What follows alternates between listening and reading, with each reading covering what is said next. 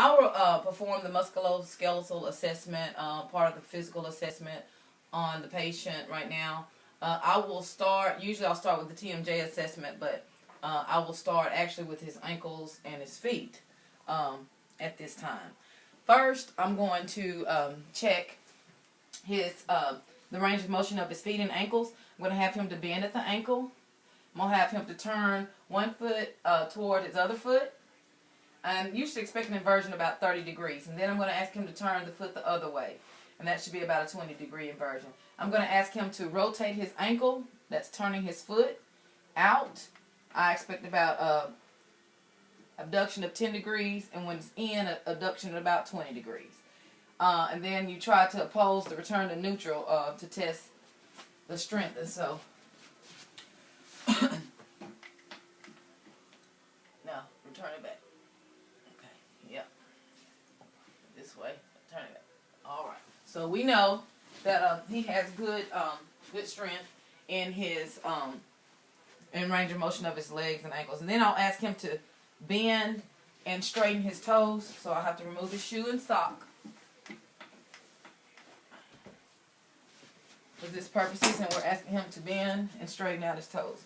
Your toes. Bend them. Straighten them.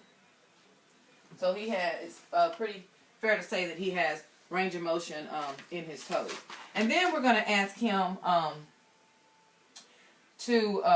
I've got him at his feet and ankles, I'll go ahead and inspect his great toe and stuff for tenderness. And the great toe, you definitely want to do that because that's an indicator a lot of times of gout. And you'll get the toe phi sometimes on the toe. You've seen patients with the toe phi from gout. And then I'm going to palpate each of his metatarsal. And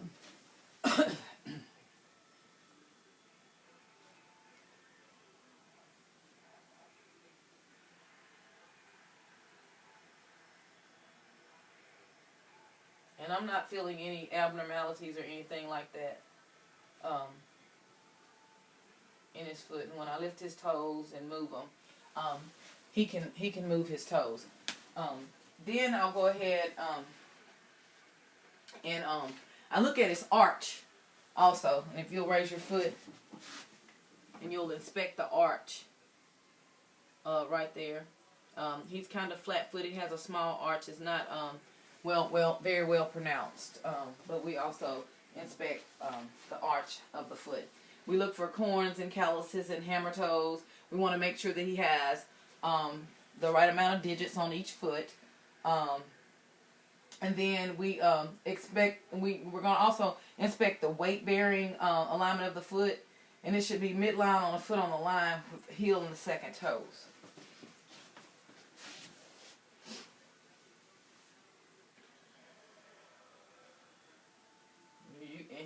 And he does have some deformities in his toe.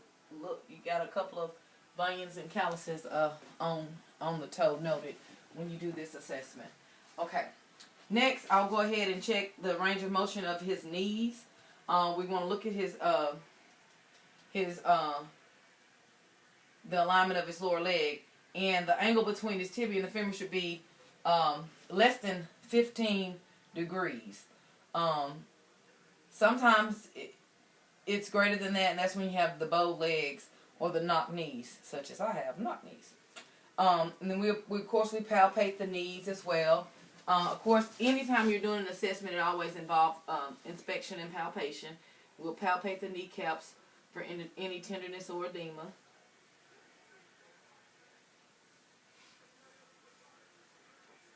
And I'm also check pulses while I'm here.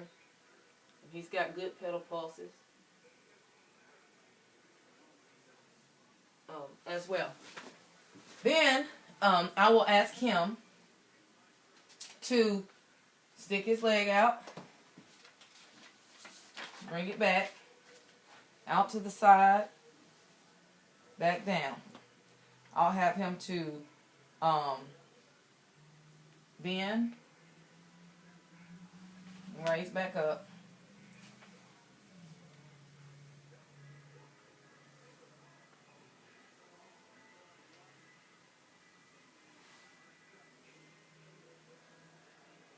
And we do the same thing with the opposite arm as well. We want to make sure that his hips are stable, and we want to make sure that it's symmetric. And his hips are symmetric. You can feel it. So we know that his hips are within normal limits. We'll ask him to also, we'll do range of motion of his hands and his wrists. We're going to have him to bend his fingers forward. Stretch them up and back at the knuckle. Touch the thumb to each finger, to the little finger. And then make a fist. Spread your fingers wide apart. And we would do that on both hands. And then we'd have him to bend his hand up and down, side to side. And then we'll also have him to squeeze our hands. We want to make sure his grips are equal. And his grips are equal when he squeezes my hand. So we know that he has equal hand grips. We will also, at this time, I need to inspect like his fingers. So you look at his joints. You want to make sure that no swollen nodules on there. Those nodes that are indicative of arthritis.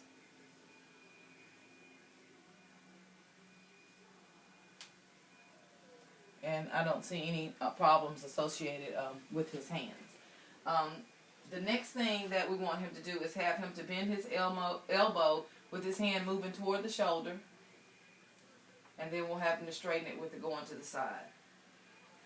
And then we'll ask him to take it out. Rotate it palm up, palm down.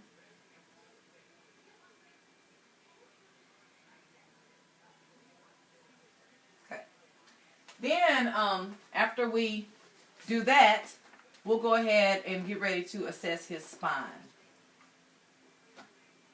So, turn him around. Make sure that... Take your shirt off, please. Thank you. We'll make sure that his head and his spine line up. I don't see any evidence of scoliosis or kyphosis with him standing straight up with good posture. I don't see any of those things.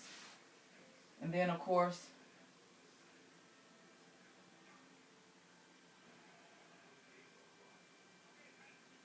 checking for vertebral alignment.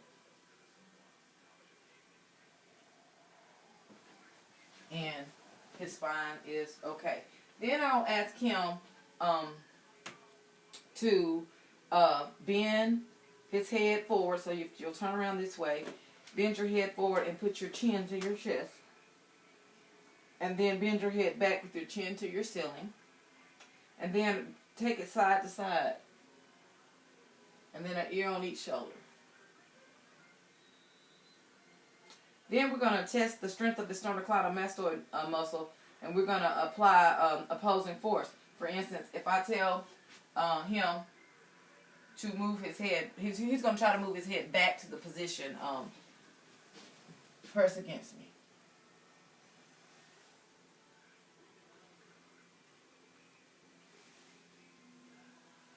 And he did that well.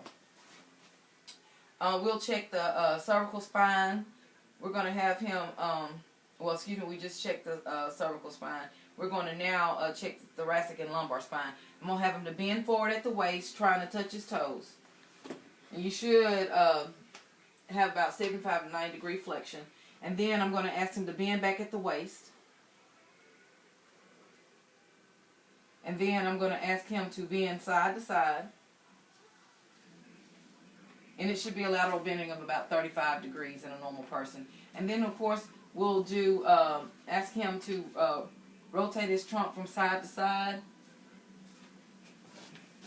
And I'll ask you to do that again.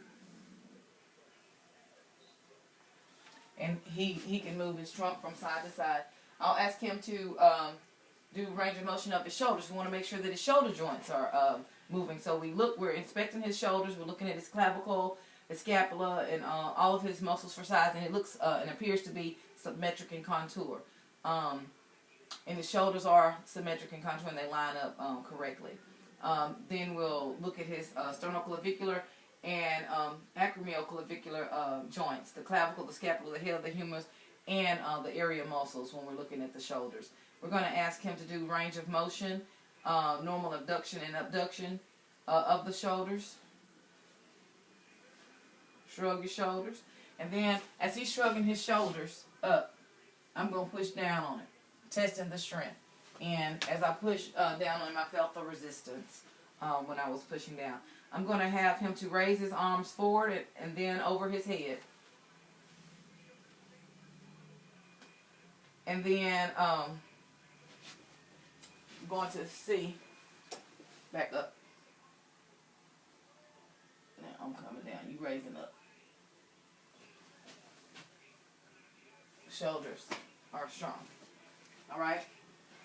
Then we're going to have him to swing each of his arms across the front of his body. Okay. And then I'm going to ask him to lift both of his arms over his head. And I'm going to try to push his arms down to test the strength of his shoulder girdle. But so it's pretty strong. Nice athletic patient we have. Then we're going to look, after we've checked his shoulders or whatever, I'll go ahead now and do his temporomandibular joint. I'll have a seat for you. And basically what we're going to do is palpate with our fingers just anterior to the tragus of the ear. Might feel a snap. I'm going to ask him to open his mouth. Close it. Open. Close it. Open. Close it. I don't assess any abnormalities with this TMJ either. So he's pretty much got good range of motion in all of his joints. He's able to move his neck, his head, his back, his spine, and bending and stooping and doing all that. Upon inspection, I didn't find any breakdown in the skin. I didn't identify any swollen joints. I didn't identify any non-movable joints. He had very good range of motion all throughout the examination. That concludes the assessment of the musculoskeletal system. Thank you.